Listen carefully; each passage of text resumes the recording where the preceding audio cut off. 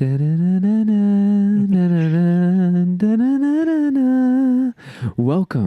to a new hour of Bible with Massey Campos.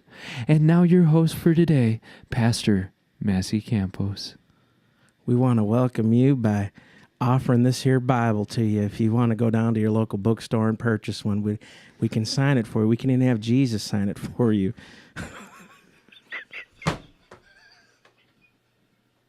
That's bad. That's bad. Okay. Blooper time. Picture Jesus at an autograph table. I know. We can get it, like how holy. You know what it is? You know what it is? You know why I want to talk about this? And we should leave this all in there. We should just leave this all in there. Because people are so quick to like, okay, yeah, there's all that crappy stuff out there. Of course, there's people are going to be nuts. But like, let's not focus on the darkness. Let's focus on the light. Let's go be the light of Christ. You know, you sit there and point your fingers at people all day long. It doesn't change nothing. No. We all know that there's people out there like that. What's going to change the society? You know what I mean? So yes, it was a spoof. It was funny spoof. Again, get yourself a copy of this here Holy Bible. It'll help your life. It'll help your family. It'll help your finances. It'll help everything in your life. You need one. And that has been Bible Hour with Massey Campos. God bless.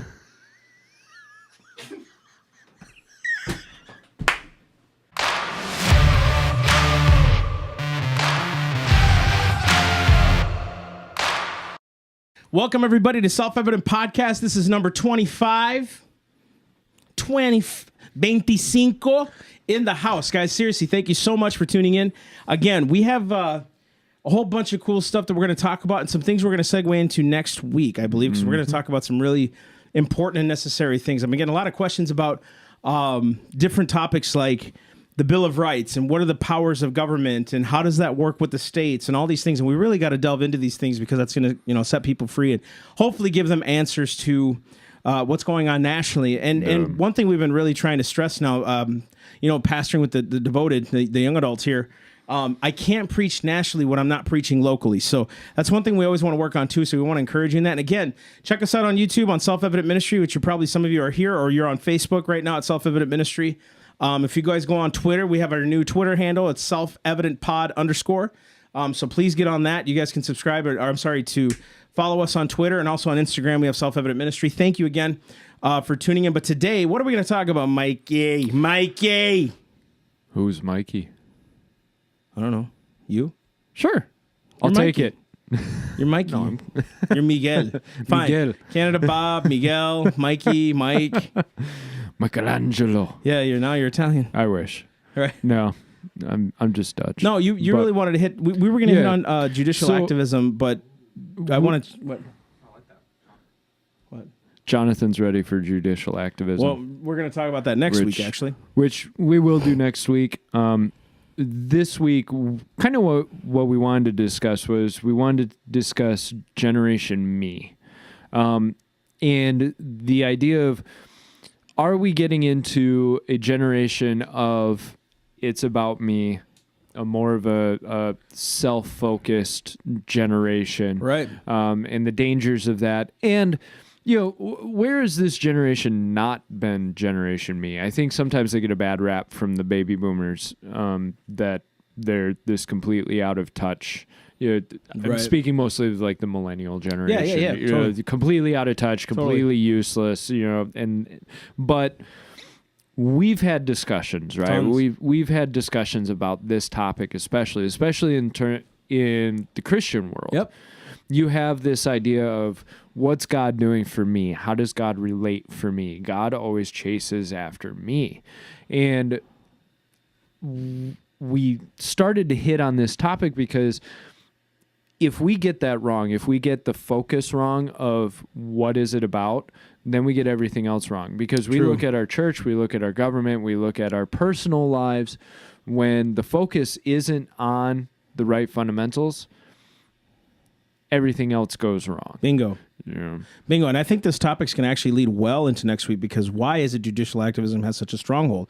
Is because people can't handle their own problems. So they go, hey, government, hey, court, don't you see that I'm violated here? So then they start to be selfish in a sense and not handle their own issues. And again, we're going to talk about that next week. And I think we should, because we're going to talk about Article 3, Section 2 and Article 3 in general, what the powers of the Supreme Court are and what the other appellate courts are.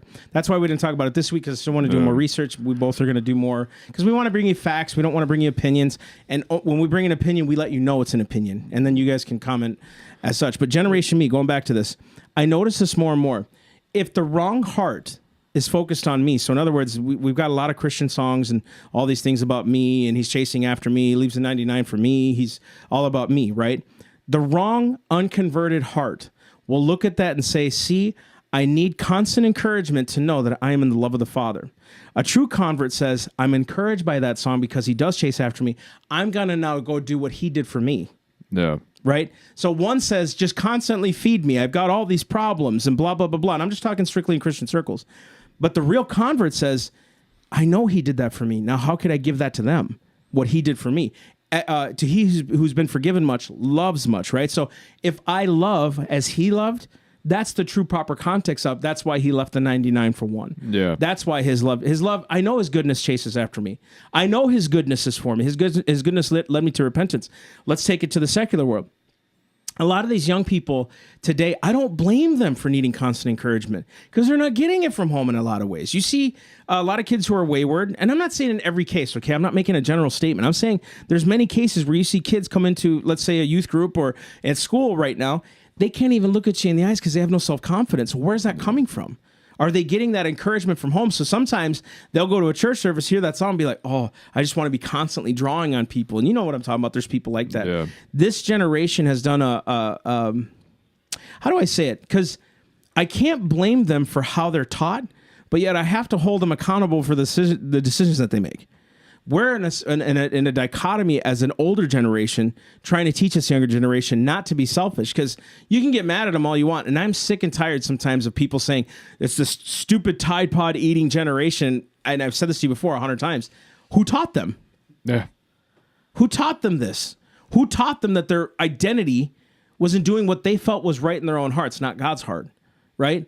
Who taught them that it's okay to be you, and however you want to be you, you can just do you, even though it's scientifically wrong and in some cases absolutely morally wrong, right? So they can just be who they want to be. But like I said, they defy straight biology, they defy science, right? And anything common sense wise, they defy it because it was easier for you to say, just be who you are instead of constantly encouraging them and keeping them to a moral standard. Yeah. You know what I mean? And when you raise your kid, and you kind of touched on this, when you raise your kid, if you raise your kid with an absence of true attention and true encouragement, there's a difference between, hey, I think you've done your best on this. Okay, how can we do even better? Right. I am so proud of you that you did your best. That's right.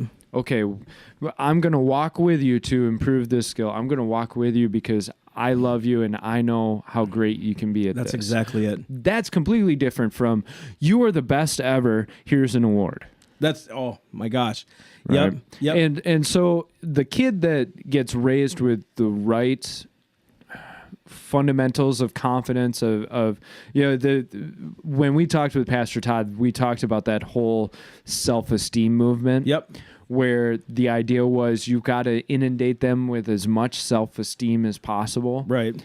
And that created the participation trophy generation. Right. Whereas... Which I believe that was podcast 16 or 17. I think 19, it was 19. 19. Yes, yep. Podcast 19.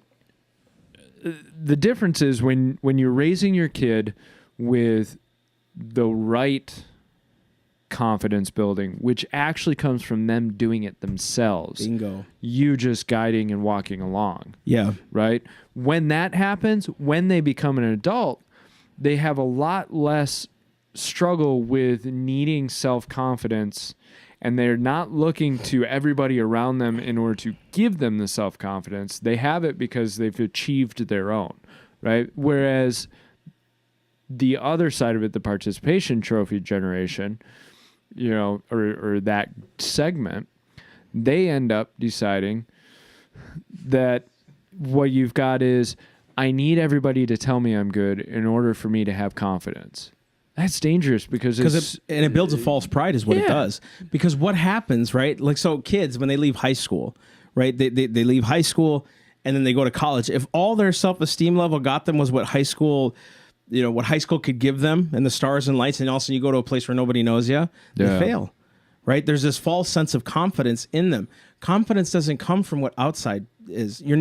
Confidence doesn't come from outside circumstance. It comes from an inward integrity, really, is what it is. Yeah. Who are you confident in yourself, right? And again, we're talking to a lot of the younger generation, the younger demographic, like when we go out and speak, right? We're going into colleges and things like that.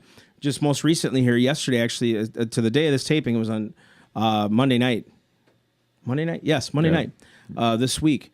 Going to speak to new immigrants on what America is and where rights come from and the Constitution and all these things. We walked away from there, and there was two Hispanic ladies that couldn't even speak English. They were learning that. That's why they were there. They were learning. They're legal. They're immigrants. They were learning Rosetta Stone, right? They were going through Rosetta Stone courses and things like that. So they were trying to learn English, and they asked us what our podcast was so they can go check it out. They were going to go get them translated because we don't translate them yet, right? What I saw was me telling them that their rights come from God, right? And that you can stand on your own 2 feet. You're here to pursue happiness, so start a business. You're here to contribute to society. So I used John F. Kennedy's quote, ask not what your country can do for you, but what you can do for your country. You saw the confidence level build up in them, that they're like, man, I did come here for a better life. I did come here to contribute. I did come here for that. I want to teach. I want to make, and I said this point several times. You were there. That's right. You were there. I want to leave a nation for my kids. And when I said that, to them, it was like, I do too. Something that they wouldn't have gotten before. I was just like, hey, I'm here in America. I just signed my papers. I'm a citizen. What does a citizen mean? Let's just go with this for a minute, right? The generation me. Yeah. What is a citizen? Is it a driver's license that makes you a citizen or an American? Is it a passport? Is it a social security number? Or is it what you do for this country, what you sow into it? You're an American because of the fabric that it is and what you put to it and what you bring to the table, right? Are you industrious? Are you clever? Are you studious? Are you creative? Right? Are you good at business? Are you good at helping other people? So you may never start a business, but you're going to go into another company and make it better than a Fortune 500. Right? What is it that you bring to the table to a company to better yourself? Yeah. Confidence. Right? These days they go to college to these dumb credits that there's no job for, and then they complain that there's no jobs. So then they go run to the federal government saying, hey, we need more money for free college for the jobs that aren't even there. The selfishness, because we talked about socialism last week, right? That's why this is such a prevalent topic. Because who else is going to help us, dang it? Who else is going to do it for us? You by yourself. You know what? What I love is that I listened to this guy talk about, he said he knew a fella that was going to college. He's like, hey, man, I'm trying to raise money for college. He goes, why don't you go clean out gutters? He goes, what are you talking about? He goes, yeah, go clean out gutters. He goes, I'll teach you. He said, walk up to the door with a plastic bag and a ladder. Walk up to the door, ring on the doorbell. When they answer the door, you say, hi, my name is so-and-so. I'm putting myself through college. I will clean your gutters for $10. Kid was doing 10 houses a day. That's a regular paying job right there. Absolutely. By himself, every day, busting hump, doing his thing. Felt so good. He goes, hey, were you still looking for that job? He goes, no. He goes, I'm making $120 a day. Yeah. He had to up his prices. You know what I mean? He's making his own money. Puts a sense of pride in a man. There's this. It's not a false sense of pride either. It's a sense of, who am I in Jesus? What am I doing? I'm contributing to society. Even as a man, let's say you don't have Christ at the center. You know, when you come home, I can sleep good at night because I'm providing for my household, or I've paid for this. When I paid off my cars, oh my gosh, it was like, we did it. Yeah. Like, I know there's supposed to be this clown that comes out and says, haha, kidding, but no, we did it. You know what I mean? We totally did it. We're debt free. I don't have any debt anymore. No. Except for that pesky credit card, $200 here, $100 there. We'll get there, right? So just going back to the point, the reason that's the socialism is such a hot topic is because of how they've been trained. Literally, people will do everything for them. They're not doing anything for them. They don't need to do anything for themselves if it's done for them. Yeah, and I want to take it back to the citizen idea. I think that's important because a citizen, like you said, a citizen isn't just somebody who's passive. And the definition of citizen, or the idea of what a citizen should be, used to be somebody who had responsibilities. And it used to be somebody who was expected to uphold a certain standard, right? You were expected to help if there was a fire. You were expected to help if there was a crime being committed. Whereas citizens arrest. Now we have a very passive outlook of citizen, of what can the citizen receive, kind of like that John F. Kennedy quote, right? Yeah. Here's a definition of it. Webster's 1828. A native of a city or an inhabitant who enjoys the freedom and privileges of the city which he resides. A freeman of the city. Here's the next definition. A townsman, a man of trade, which means he's industrious. He does not trade as in like he's just got a job. He's a man of trade. He's contributing to the city. Part of the community. Part of the community. Not a gentleman, not a passerby. Yeah. He's inhabited into the city. What is he bringing to the table? A dweller in the city. In a general sense, a native or a permanent resident of a city or country. In the United States, a person, native or naturalized, who has the privilege of exercising the elective franchise or the qualifications which enable him to vote for rulers and to purchase and hold real estate. Think about that. Yeah. Being industrious, purchase and own real estate, your own property. It goes always back to this property thing. But if you're selfish, will you ever tend your own property? Will you even have private property? What's the point if everyone's doing everything for you? You don't need your own property. Yeah. For what? That's the whole Jamestown story. Continue. Jamestown started as a quote unquote socialist experiment. Everybody put your crops in the middle. We'll all pull out what we need for food. Within 2 years, they were eating rats and shoelaces. Why? Because people realized, I don't have to work. What's the point? I can just sit back and I'll still get fed. And John Smith was actually the guy who came in and said, no, we're changing this. We're done. He said, I'm going to parcel out land to each of you. You grow your own food. Yeah. I think you feed yourself. The other thing, too, is the Bible says to feed the poor and help the poor, not feed and help the lazy. Yeah. Massive difference, okay? Yeah. Well, how do you know their situation? Look at the fruit. You know a man that's capable, that can do something. You can see it. It's not very hard, right? You have to differentiate that. You don't want to cast things before other people that don't deserve it, because what if you're taking that blessing you were supposed to give to someone else, right? And this is where, again, what is a man? What does that mean? What does it look like, right? Today, that's easily defined by feminists. Men are full of the patriarchy. Men want to keep us all down. Men run everything. They control everything. That is how it is. And I can see why men now, they just kind of shudder away. They don't want to deal with that. They don't want to deal with the label. Yeah. You know what I mean? That's why they're pouring themselves into video games and internet. And yeah, porn. exactly. You know? Because the fulfillment isn't there anymore. Now they're being told that they're assailants. That everything that they do is because of some big mythical thing that feminists can't figure out. And then you know what happens with feminists when they get raped? Why didn't you protect me? Seriously, it's what happens on college campuses. Yeah. Men don't care. They don't stand up for the rape culture on campus. Well, let's be real. You get mad at me when I'm trying to be a man and help you, but then when something bad happens to you, you blame me. Is it bad that it happened? Absolutely. And let me make this clear. Every man, and we said this before, every man that rapes a woman should be killed or castrated. I believe that. I believe that. Challenge me on it. I could be wrong. I'm not saying I'm perfect. I'm not saying I have all the answers. I'm telling you, that dude should at least be castrated so he doesn't do it again. Or other people, that they would fear doing something like that to someone else. But don't sit there and tell me that I'm trying to be much of a gentleman to you and you don't like that because it's making you feel less of a woman, but then get mad at me when I don't protect you. Yeah. When men are like, oh, man, I don't want to make her feel like she's inferior, right? You can't have it both ways here. You know what I mean? But going back to this now, that's that generation me. You see what I mean? You know how confused they get? It's confusing. It's always a focus of me. Right? It's always a focus of how does it relate to me? So using the feminist example, how does the world relate to me? How does it oppress me, or how does it lift me up? Yeah, benefit. How does it benefit me? As opposed to how can I have a benefit on the rest of the world? Bingo. You know, and we've really started to walk in this path which is a greedy path, and that's what scares me about it, is once you start down that path of, well, what can I get? It continues, and it gets larger, and it gets larger, and it gets larger of, well, there's more focus on me, and then there's more focus on me, and then there's more focus on me. You know what I mean? Like, and that's where we're getting to. No longer is it just a right to be able to pursue the things that you need. It's now a right to demand somebody to give something to you. It's a right for free education. It's a right for free health care. It's a right for food, water, shelter. I don't know why that argument hasn't been made more solid. Look, if you're going to tell me that education and health care are rights, well, heck, let's go back to the basics.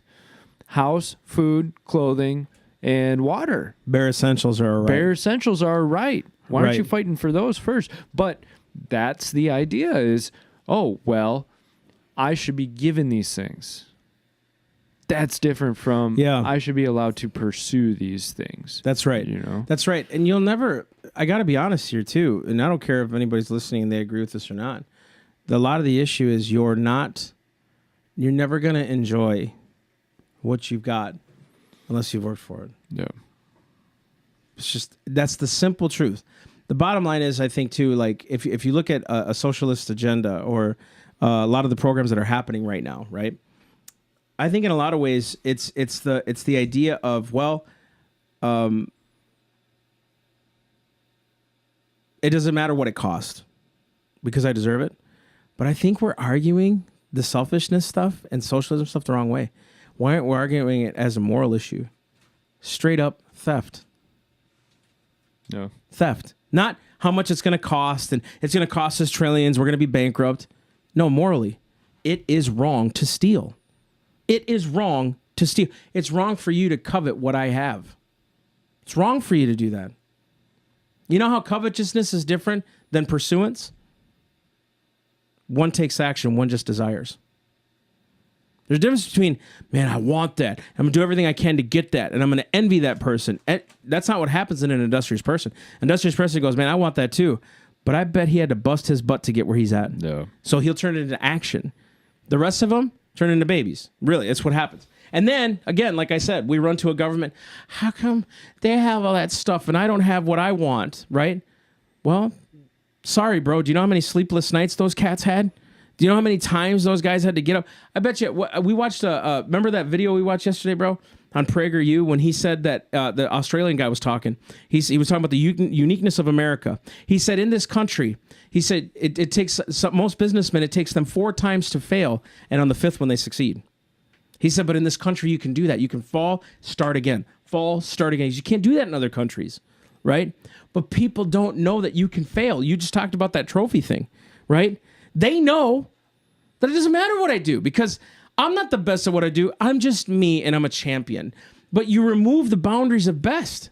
Yeah. What is the best anymore? Like, what are we striving for? Well, listen, why do I do... Let me take it to the basics. Why do we do a podcast? There's tons of them out there, right? Why? Because we want to be the best. Bingo. We know God put something on our hearts and we have something to offer that's different. Yeah.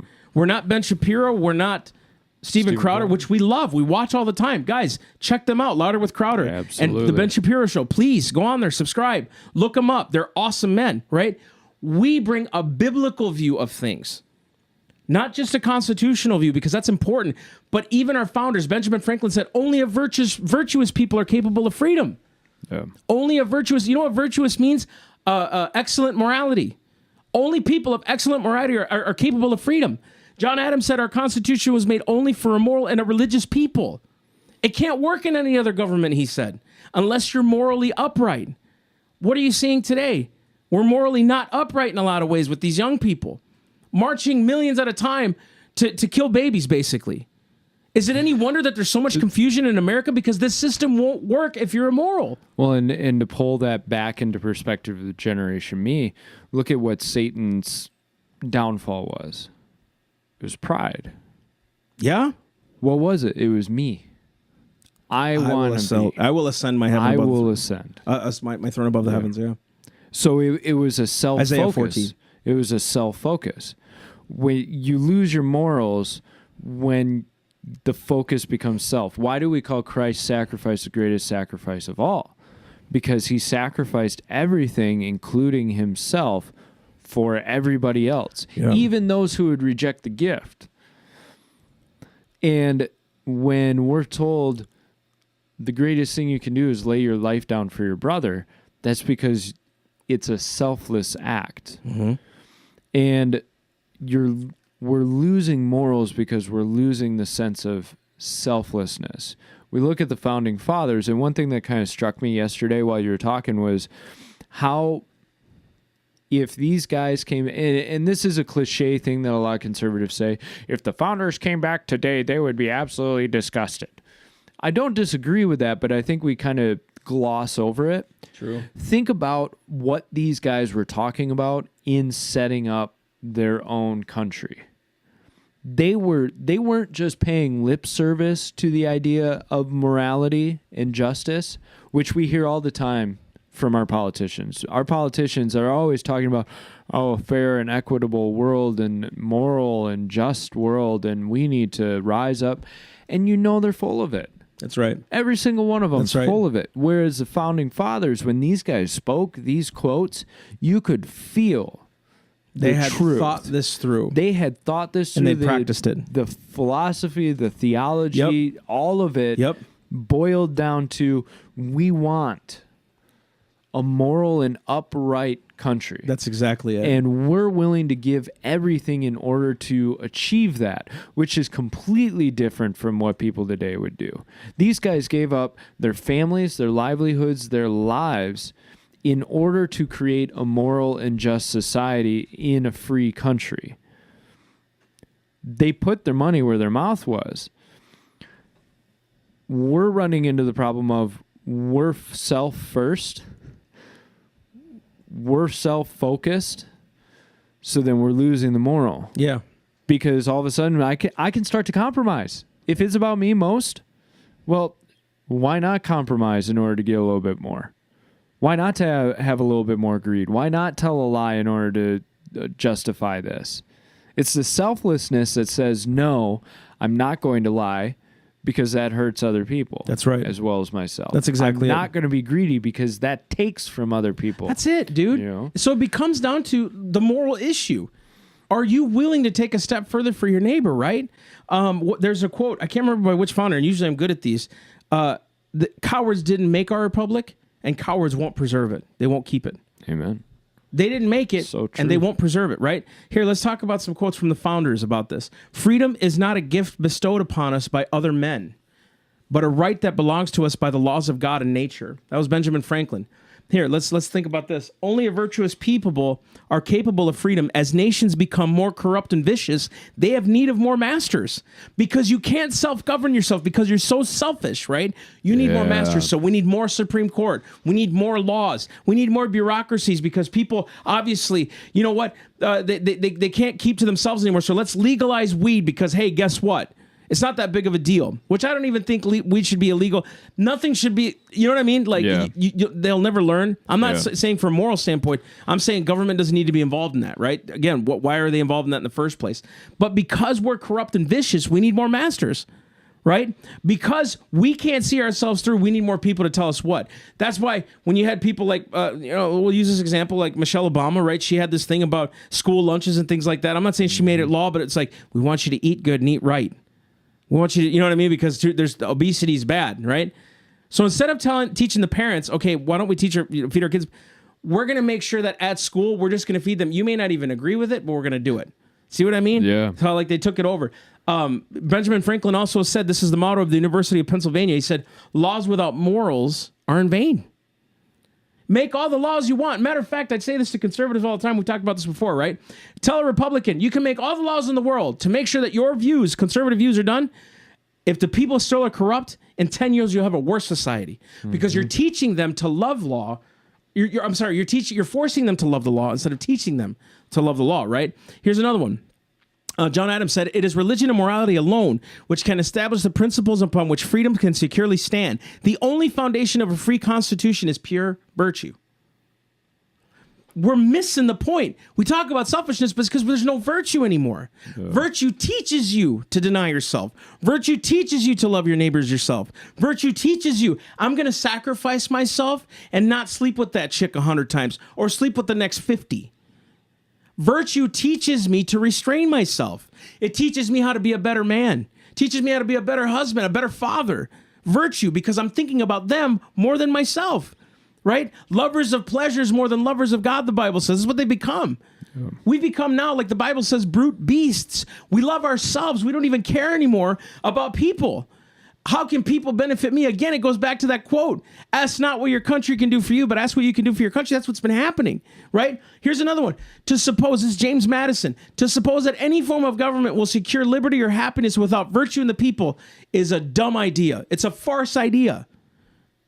It's a miracle idea, he said. But it's a ridiculous notion, right? You know, I could sit here and go through quotes. I want to go through John Dickinson's quote real quick. John Dickinson was one of the few that didn't sign. He didn't want to sign the Declaration of Independence because he didn't want to go to war. I share sometimes the sentiment, but at the time they needed to do it, right? Mm-hmm. Listen to this. He said, kings or parliaments could not give the rights essential to happiness. He said, we claim them from a higher source, from the King of Kings and Lord of all the earth. They're not annexed to us by parchments and seals. They weren't given to us by parchments or seals. In other words, by constitutions. They are created. They are created in us by decrees of providence, which establish the laws of our nature. They are born with us and exist with us and cannot be taken from us by any human power without taking our lives. But are you willing to stand for your rights at the point of death? Well, I want you to picture two different societies or communities. You have one community that everybody has been taught virtue of selflessness. And you have another community that there's been no virtue teaching. You could even say they've been taught self-first ideology. Yeah. Just picture those. There's no virtue in that. And picture those two communities side by side. Which one's going to have the most problems? Right. Which one's going to need the most laws? Which one's going to have a decay to it? It's not the society where everybody is selfless and doing their best to take care of their brother and their neighbor. It's the society where everybody's been told, self first. Because all of a sudden, then there's a unhealthy competition between people for resources, for what they want, for desires, right? Take first, ask questions later, that Bingo. whole idea. And I think you nailed it with the idea of virtues. We've got to instill virtues, because if you don't, the pride of self takes over. It's that recognition of discipline to virtue that creates selflessness. We are not selfless beings out of the womb. Right. We are not a naturally selfless being. Instead, you see kids, if they're not raised right, what do? Punch, kick, scream, scratch, pull, steal, lie, right? We actually have to teach those things out of them. Okay, because we have Zach over here laughing because he works with kids. And we were talking about, like, basically foolishness is in the heart of a child, right? That's what you ever notice, like, we have to restrain them to do what is right, right? And older people can't tell me to do what is right, even though they do what they should have been taught in the first place, right?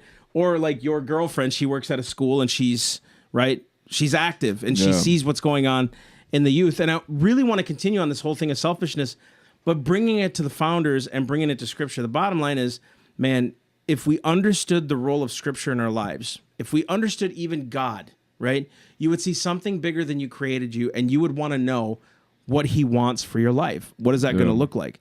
10 out of 10 times it's pick up your cross, deny yourself, and follow me, right? Let me put that in order. Deny yourself first. You pick up your cross, and you follow Him. Follow Him till what? When He picked up His cross, what happened?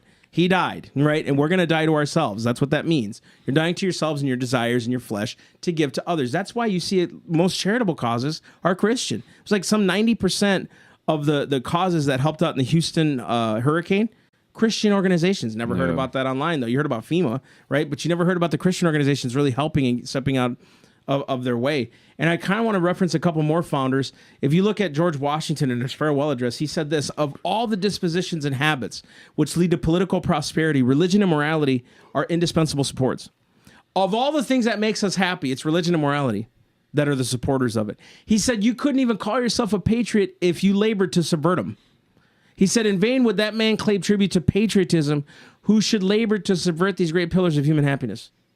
I want to pull apart the word happiness, because a lot of times we decide it's something that's just fleeting, and he was not using the word in that term. What he was really referencing in terms of happiness is fulfillment. That's right. Contentment, true true fulfillment of meaning, right? And that can only be found in virtue and morality. That's right. That's right. Also, if you have religion and morality, it's going to teach you what happiness means, right? Because let's be honest here, not every trial we go through, you're happy. You got to have joy through it, though. Because we can all say that, right? When you go through a breakup and you have Jesus, yeah, it sucks. You know what I mean? Of course. But you have joy still in your heart from Christ, right? You're not happy. That's the problem. We confuse happiness with our situation instead of what joy truly is. I'm saved. I'm covered. I'm His. That's where I'm at. I'm speaking strictly on the Christian side of things, right? If we understood the role of America, we would understand that our role here is to contribute to society, not to take from it. That's where we went wrong. That's why people want free stuff, because they're thinking that the government came here to give me stuff. That is called slavery, guys. That is called slavery. I work for the master. He gives me stuff. Yeah. And I can't do anything outside of the house that he's provided for me. I can't do anything outside of this little field that I have. This is all I do for the rest of my life. That's not America. America was to grow. And it just hit me. Then suddenly you're controlled in what you give to and who you give to. There you go. Think about it, because now today, more and more, our tax dollars are going to things we don't agree with. But we're forced to pay the tax dollars. Right. So in essence, we're forced to pay for the things that we don't agree with. Just like Christians don't want to pay for Planned Parenthood, atheists don't want their tax dollars supporting churches. And right? It doesn't happen. And it doesn't happen. It isn't building Although churches. People would argue that tax exempt status, but that's a whole, which I'm not saying I totally agree with, but I can that flat argument out don't. is made, right? But the more government controls our life, the more it's in everything, the more it's going to tell us both the positive and negative in our life, right? And you have these instances of where the health department is making sure that restaurants can't give unused food to food pantries. Grocery stores can't give away food that's just past the expiring date to food pantries, or food's been returned for refund or whatever, right? There's all these regulations and these things that are put in the way so that people are railroaded into only giving in the way that the government wants them to give. And I think we tend to forget that. We tend to forget that it's not just controlling you in one aspect, it's controlling you in all aspects. Your whole life, dude. Wouldn't you rather be selfless and free to where you give where you feel called? Right. You give where you feel passionate and how much you feel passionate to give. And the more of a selfless people we are, the more we're going to give. So the more other people are going to get taken care of, and these programs are going to get taken care Bingo. of. We see the cycle, and we want to continue it by creating more government programs, when in actuality we should stop the cycle and go, no, we're all being really selfish right now. How do we reverse that and become a more generous, selfless society? You've totally opened my heart, like my mind to something here. It's just like seeing a blazed fire and thinking, man, we need to put out that fire, right? So let's throw some gasoline on it because it's liquid, right? And then it gets bigger and bigger and bigger. That's what happens when we keep voting money. And it was Benjamin Franklin that said, that's a good point. When the people find they can vote themselves money, that will herald the end of the republic. That was Benjamin Franklin, not what I said. When people can find they can vote themselves money, that will herald the end of the republic. Because at that point, like you just said before about Jamestown, hey, man, I'm going to have it given to me. Why do I have to work? Dude, a lot of the single mothers, they don't have to work because the system is already set. It's not their fault. That's what they were taught. Yeah. I'm not blaming them. I'm blaming those who know. Dude, I'm telling you, they know what they're doing. They know they're keeping people that low in poverty. I know it, dude, because they keep doing it.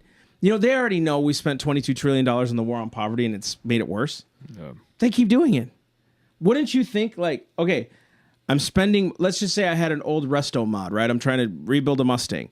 I take it to a body shop. And every week he calls me, man, I need another $500 because of this and this and this. Okay, cool. Hey, I need another $1,000 because this and this and this was rusty. Okay, cool. Hey, I need another this and this and this because of this. And he does this for the next 10 weeks. I go in after 10 weeks. I'm like, I haven't seen the car. I go in there. Nothing's been done to the car. wouldn't you decide this didn't work out well? But This if you was keep a throwing failure. money at it, eventually it's going to get fixed. That's how we think about this. If we keep putting more money into a school system, it'll get better. What happened with the last tax increase y'all had? It wasn't enough? You need more? Right? If we keep putting money into programs to help people that are poor, it'll make it better. It's made it worse. You know what makes it better? Is when a guy says, you know what, there's a job up the road, man. Well, I'm only going to get paid $10 because you got to develop skill, kid. Develop some skill. And then it'll pay off, right? Most people, I love this, man. Most people don't realize you can work at McDonald's, and yes, it's crappy pay at first, right? Do you realize that if you bust your butt, you can own a McDonald's one day? Mm-hmm. You can own a McDonald's. Can you do that at Walmart? Nope. You can own your own McDonald's, man. I work at McDonald's. No, I own the flipping McDonald's, man. I busted my butt to get here. And it pays well to own a McDonald's. That's exactly right. Mm-hmm. And again, that's a lot of the problem is too. If we keep creating the stigmas, we create a bad workforce. So the problem with owning McDonald's is the workforce. How do you keep these high school kids, college kids happy, blah, blah, blah, blah, right? That's a whole other topic. But you don't realize how far the potential can go. But do you realize how selfish teaching teaches you? If you don't teach these kids to love your job and embrace the suck at McDonald's, you're never going to succeed. So then they go to McDonald's. That guy that took him 10 years to own that McDonald's, he's like, I know where they're at. And if he can build into them that work ethic, you can be mean one day. And then people won't laugh at you anymore that you're working at McDonald's. You know what? They're going to be envious that you own one. Mm-hmm. Not that you want to create envy, right? You don't want to create envy. But it may create in them something that they want to do something better for their kids or better for themselves, right? Better for their family. I've always wanted to own a business for that reason. I never wanted to be broke. Oh. I hated being broke. Oh, I hated it. Hated being in debt. I couldn't get out of it. I was talking about it tonight at church, right? I hate having debt. I hate being broke, right? Because you're not free. You can't do what you want to do, right? Sometimes, honestly, I want to take a 4-day cruise with my wife and kids. I need to get out of here sometimes. I'm being honest. I get tired, especially this last week. You get tired. You get pulled in 100 different directions. You got to, you got the church, you got ministry, you got kids, friends, right, that need help, counsel with other people, discipleship. You get pulled, you know what I mean? In 100, sometimes I want to take my phone, throw it in the backyard for 4 days, let it rot, and not talk to anybody. Can't do that. That's not what I'm called. I am called to lay down my life for my brothers. That's my job. Matter of fact, I love to do that now because there's so much fruit in it. Just like that. I got to say this. Just doing an event here a couple days ago with the Hispanics, a friend of mine commented on there, and he came in out of nowhere and just drops a donation. I didn't ask for it. And you know what? I could have easily said that night because there was only like 6-7 people in the room. But the next class next month, because we're doing it monthly, the next class is going to have 30 to 40, right? They schedule it out that way. Yeah. And I was thinking, man, I don't like doing small events sometimes, because it's like, Lord, I want to talk to more people. I want to reach more people. But I invested into those 6 people, right? And I was so glad to be there because I'm like, man, we're teaching foundational things to these people, right? I don't care. I don't want them to be Democrats. Shoot, I don't even want them to be Republican. I want them to be constitutional. Put our Americans to shame. You came into this country, learn the laws that they don't even know, and you put it into practice. Because there's real value in the American Constitution. Bingo. I'm sorry, but I don't see another country in the world that really puts as much heart and meaning and soul into its constitution as the American system does. Yeah. All the other constitutions, it's just lip service, man. It just tends to be, we really support this constitution until 20 years, and it just doesn't fit with what we're trying to do. Because we got a new system. We're progressive. Yeah. We're too conservative. We're too this. Ben Shapiro said this to Bill Maher. He said, the Constitution is a pretty darn durable document, man. It stood the test of time. It has. Yeah. Right? Now, there are elements in our country that are socialist. Yes, I know some of you that are getting pissed off at what I just said. I get it, okay? I understand that there are socialist elements already in place in America. But you know what's crazy is we can still reference the document that makes that wrong. In other countries, you can't do that. You just follow the leader. That is what it is. Yeah. We are the leader, man. We are the king here. We're the Caesar. We are, not them. They're representatives of us, and we got to keep saying that kind of stuff. And when you speak to those who have just come to the country, that is a super liberating idea. To really be told, no, you are the one in charge. You're the ruler of your own life. You are the ruler of your own life. You are free and you have liberty. The only thing we ask is that you're guided by the principles of the Constitution, of the Right. founding documents. And morality. That's common your morality, boundary, yeah. right? Laws of nature, nature's God. Yeah, which that goes into the society, right? Moral and upright yes, society. You know, and that's the other side of the token in speaking to new immigrants is here's why it works. Is because we need a moral and upright society. You remember the lady that, Yeah. guys, you got to hear this. There was a lady that gave her story. Met it was what's her name? She goes to church here actually. So she was there. She started a business. She tells her story, dude, of like when she came to this country. Do you remember that she started her own business? She came here with nothing. And she goes, someone told me that I could start my own business. So she started a business. And then she started working for Mary Kay. She said, I put my kids through college. I taught them to have their own businesses. I've taught them how to be self-sufficient. I didn't need anybody to help me. She goes, this country helped me achieve that. Her country was Venezuela, I believe. Venezuela, she said, yeah. my country right now, they can't even eat there. In some places. She said, this country gave me that opportunity. She pointed at me. She said, what he's saying is exactly right. We need to learn this. She was so encouraged by the talk. She was able to give her story. She was there to talk about her business or like her story. And she said, I want to help you as single moms in this room to help you with your kids. And I'm sitting there like, you know, like that's so amazing to me, right? Like that she has that kind of a story. Dude, a Hispanic or I'm sorry, a Latin woman, right? Who could barely speak any English. She knows English, but it was very hard to understand, right? Because of the culture. Her own business, contributing to society. Her kids aren't on the system. Can't every American think that way? Why can't every American think that way? Why can't Alexandria Ocasio-Cortez come to that meeting and learn from her? That's good. Why? Not a cap on her. Just come and learn from her. Yeah. Why is the greatest thing we're shooting for providing for everybody else, providing for everybody else through the government, right? The idea of providing for those who just can't do it. Yeah, that's the greatest achievement. That's our greatest achievement, our greatest goal in this nation is providing for those who just can't seem to do it. Now, there are people who really do struggle. You know what my goal is for them? To not have to struggle anymore, to achieve, even if they have an IQ of 75. Jeez. I'm dead serious, though. You know, and even somebody who's got, let's say, an IQ of 75, it is still possible to create an achievement of fulfilling their potential, making the most out of themselves. And I think a lot of times we don't give people enough credit. We look at people who are in really dire situations and we just go, let's just hand them money. Let's just hand them food. Because they're never going to get out of it. That's right. They're never going to get out of, you know, the Section 8 housing. They're never going to get out of this cycle that they're in of drug use. Keep telling them that and they won't. Exactly. Like, instead, why are we not telling them, you know what? Your community is going to come around you. And we see so much more potential. But the thing is, we're not going to let you slide. That's right. What are you going to do? What are you going to do? How are you going to step forward and step up?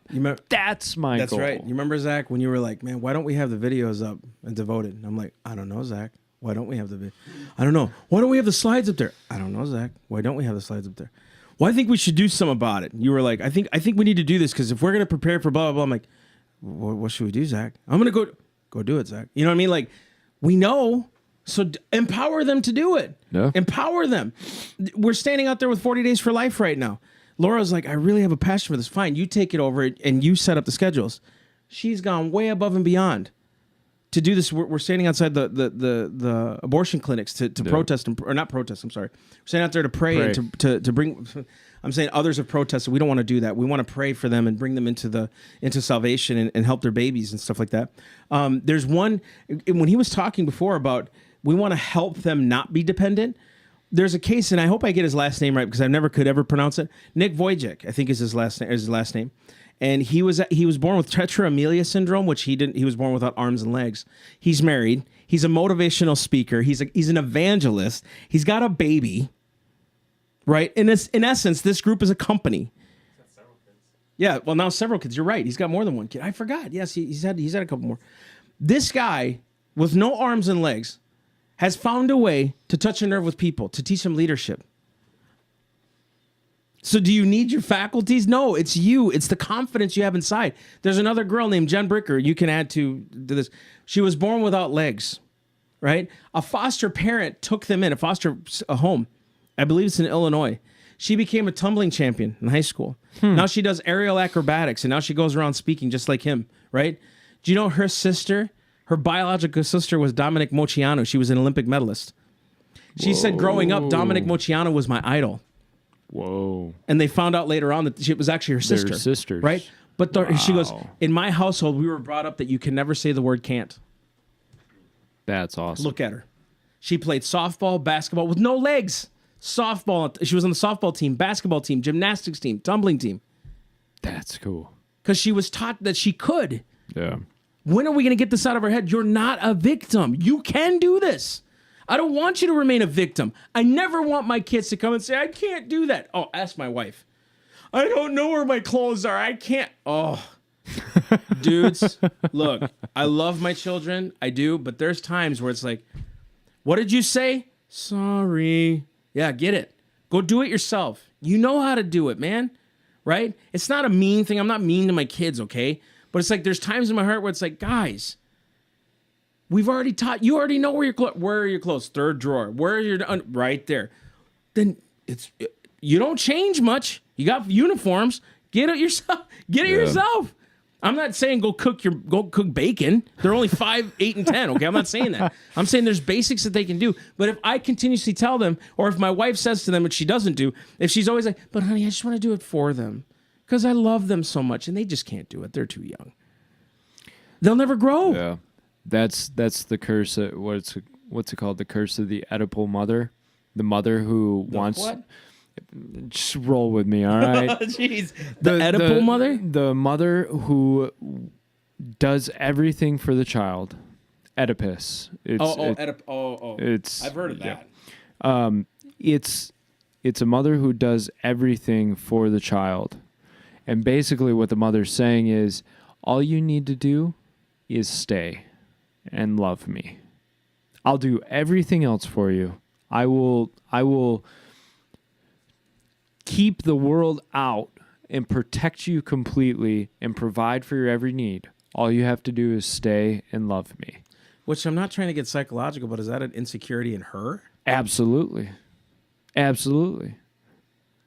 Because she's, and in the sense of getting psychological, there can be a lot of different reasons for it. But if you think about it, most likely there was some type of trauma, some type of problem, some most likely emotional abuse or something that caused that train of thought of, I don't want that to happen to my child, so therefore I'm going to protect my child from everything. Bad idea. Or it comes from, I need attention and I never got attention, so I'm going to buy that attention from my child by taking care of everything. And we as fathers, and there are plenty of mothers. Okay, let me backtrack a little bit. Not every mother is that mother.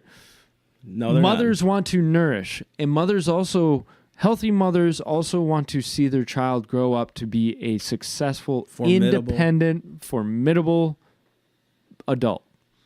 Father's job is to raise that child and say, you can do it on your own. Hear that, Zach? So, Zach, What? Change know your your own role. oil. Change it. Change your own oil. I don't know. Preach that. But that really is a man's role. Right. When I look at my son, Right. I don't look at him of I want to coddle him. I look at him as I want him to learn. I want him to fall. I want him to skin his knees. Why? Because he'll grow through those moments. I never want him to be hurt.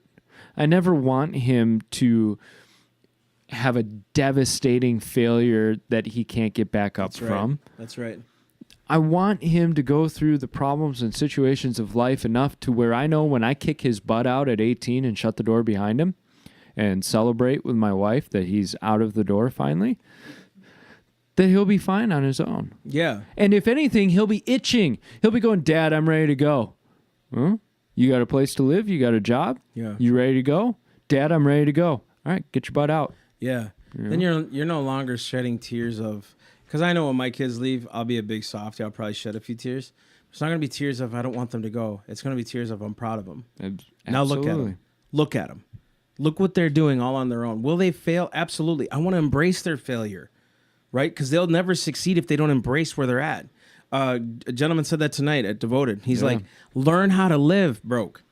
Learn it now so you can understand what it tastes like and what it feels like so you never go back there again.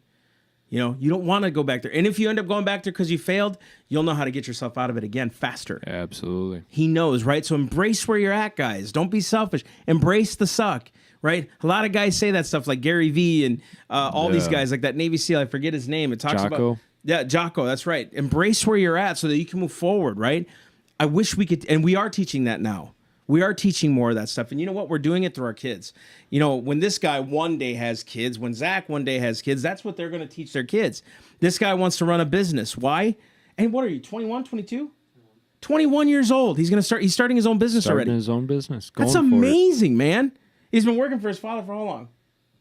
5 years. For 5 years now. He's been working for his dad who has his own business. Mm-hmm. His father puts it in him, hey, we can start another company. You're going to run it. That's insane. But how many 21-year-olds? There's 21-year-olds. I'm still in college. I don't really know what to do with my life. Oh my gosh, you know what am I? And it's probably another 4 years of college, and you know there's no jobs out there. And like, no, pick yourself up and do it. You can do it, right, dude? I'm more firm now than ever. You can do anything in this country. Anything, and you don't have to have a super special set of skills. You just got to be willing to keep going at it. That's right. And a lot of times we see Jeff Bezos, we see, you know, Bill Gates and all these guys, and we go, well, they were so special in their thought and their abilities, and that's why they became super successful. And they would slap you because they would be like, I had an idea and I went for it. I'm not saying that you can do what they did, but God, you can do a lot more than what you're doing right now. Exactly. Dude, I just thought about this. We have wooden doors in these office buildings, right? Most people get rid of their doors because they look ugly. A dude could start a business and say, I'm going to strip that, paint it, or varnish it a different color so it looks new. That's a good idea. It's a business. Yeah. Tons of people have that. Refinishing doors. Refinishing doors. Dude, you can do anything in this country. Mm-hmm. Anything. Dude, people create businesses to fix iPhone screens. And they have brick and mortar stores to do it. To fix iPhone screens. Right? Yeah. You know what it did to Verizon and Apple and them? Dang it. Now people aren't going to buy new phones, right? They're going to buy another one. I can't. But dude, someone had the genius idea of fixing an iPhone screen or a phone screen. I mean, you can do literally, people come in here and clean. They have a business where they clean the offices. It's a business, man. Legit. Yeah. You can have a franchise. Straight you can up. have a cleaning franchise. What we're hoping to say to the Gen Me generation, the Generation Me, is that nobody has to do for you what you're willing to do for yourself. And you know what's so funny? You'll preach that to your blue in the face when you're progressive. I don't need anybody's help. I can do for me. Government. True? Yeah. Oh, I don't need I don't need you to tell me what I can do with my ear. I find it funny that and I'm going with abortion for a second. Yeah. Those who propose and are proponents for it. I find it funny that your uterus is 0% my business, but 100% my financial responsibility. Let's take it one step farther. strong enough to make that choice, but you're not strong enough to live with the consequences of the choice you made. Dang! Straight up. Truth. Listen, it comes down to choices. And we'll wrap the show. Yeah. It comes down to choices. This whole thing that we're talking about comes down to choices. We made a conscious choice. We're going to start a podcast. Why? Because we felt we had good content. Why? Because we're different than other people. Why? Because we can have an additional voice. Why? Because people want to hear our opinion. Why? Because I've been out there speaking. Why? Because I see a need and I want to fill it. What's been happening since then? God's been able to prosper me through it. I don't ask for money. People just give. Right? I mean, just that's how it works. We filled the whys. Find the why. Fill it. Be successful. Do something with it. Dude, people make a living professionally speaking. They charge 10 grand an event to talk about self-esteem. I mean, right? They charge you money to tell you you can do better. You can do anything in this country. Right? That's how it works. America was built on that premise, dude. Literally, you can be... People sell rocks, man. Serious? Yeah. They're dead serious. There are geology stores. We have so much money that we can literally just sell like woolly rocks. Pet rocks. You can sell things, dude. People take furniture, repurpose it, and sell it. You know what I thought was the craziest thing? When the bottled water phase started. Yeah. People are bottling water and selling it to each other like idiots. And they're spending billions. Water! $5 a case, dude. And we're in there like freaking, lemmings? Yeah, give me all the water. I need my water. It's like, who Hold your, would have thought? hold your cup outside when it rains. Water! But And we they pay bought for it. and we do. And that's fine. I'm really finding it more and more funny when people are like, I can't believe they're charging for this, or I can't believe that this is a business. Well, Why are you in the line then? yeah. Why are you buying it? So and, funny. and somebody I just obviously hate this. saw that you were stupid enough to pay money for it, and you still do. That's I right. can't believe McDonald's makes us fat. I just love eating there, though. Well, Right. you're buying it. Oh, can you believe the prices of Whoppers are going up? Well, then quit buying them. Quit buying it. Right? Dude, you know what I love? This is going to sound crazy, not because I'm heavy, but food trucks. And I'm not saying I stop at them. Such a good idea. Because, no, and here's the reason. Because they're taking something and doing it themselves. I love that entrepreneurial spirit where you can meet someone. It's like, hey, I'm gonna start a car lot. I only got 3 cars. I love those. Because they're starting from the bottom. Hey, I'm gonna take an idea, I'm gonna run with it. There's a guy on YouTube, man. You know what he does? He repurposes shoes. He'll find old Jordans and stuff like that and fix them up and make them nice and glue new soles onto old shoes and make them look like they're original. Making money doing it. You can do anything in this country. Literally. You know what? You can make a vlog talking about how lazy you are. You'll make money. Serious. It's what people are doing right now. YouTube they're full of it. There's people making, dude, right? Yeah. And there's these guys that unpackage games and they unpackage toys and they show you how it works. Yeah. Or my kids, they watch people play video games. Dude, like seriously, you can do anything in this country. Have you seen it? I know you have, but some of the highest grossing videos of all time are the people opening the chocolates that have the toy in the center or whatever. Oh my gosh. That's some of the highest grossing videos of all time. I think I'm gonna make a page where I eat cereal. I'm just like, yeah, I like this Lucky Charms. It's got a good context to the outer layer of the grain. I 7 out of 10. Have you ever seen the guy? Who wanted to make an egg salad or something like that, and then he like asked for money on Kickstarter, and he got like 40 grand. What? Wait, for what? He wanted to make an egg salad, so he just asked people for money. So he gave him 40 grand, like people on the internet. He just asked for money. I love America. I love it. No, but think about this. Think about this, right, Zach? You just said, you were joking, right? Making a YouTube video. I've often thought how you write. You should do a vlog on like movie reviews and things like that. I think because even how you describe Captain Marvel, if you haven't seen it, we can talk. Wait Right. for the DVD. Yeah, wait for the DVD. No. But like, just people make money doing movie reviews. Siskel and Ebert made a name for themselves doing that. They had their own show for years doing that. Yeah. Talking about movies. Are you getting the point? You can do anything in this country and be successful. It's amazing. I love it. And the older I get, the more I love the opportunity people have. A lot of times we criticize all these small ideas. You notice we're not criticizing them. We think they're like off the wall, like, really, Yeah, I would you're never do making that. money doing this? Yeah, I would never do that. But I'm proud of people for making money doing it. You know what? If you can play eight hours a day of video games and make a ton of cash doing it, you have a business. it's viable. You're doing a business. It's viable. I mean, think about it. Like, I thought about my wife had told me you should do a daily vlog. I wish I'd have listened to a guy 3 years ago, and he knows who he is. His name's JD. He's in Ohio. And he told me, he said, you should chronicle. We just started Self-Evident. He said, you should chronicle all the stuff that's going on. Dude, we could have wrote a book by now. Yeah. We could have had a beautiful video on this because, like, all the hell we went through with no money, all the help when flipping our truck and trailer, all these stories, right? All these times that people got set free. We could have, right? And I'm not that guy, like, but my wife said, why don't you do a daily vlog of your day and show people how hard ministry is? Yeah.